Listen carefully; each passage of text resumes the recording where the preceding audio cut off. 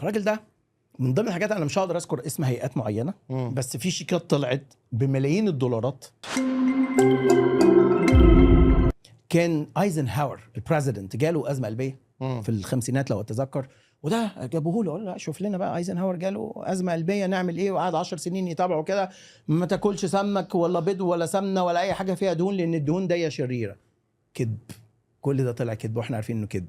الراجل ده من ضمن الحاجات انا مش هقدر اذكر اسم هيئات معينه، بس في شيكات طلعت بملايين الدولارات عشان هيئات معينه تقول. مش عايز انا لما قلت على فكره في لايفاتي بس اتعاقبت تتعلم عليا، فبقيت احرص شويه لان هدفي ان الكلام يوصل، مش مهم اسم الهيئه ايه، واللي هيدور هيلاقي. اللي هيسال شات جي بي تي هتقول له روح اسال شات جي بي تي ايه الهيئه. شركات كتير، لا شركات كبيره عايزه زيت الذره وزيت عباد الشمس يكبر في السوق، يكبر، وما تاكلش الزيت الحقيقي، الزيت الزيتون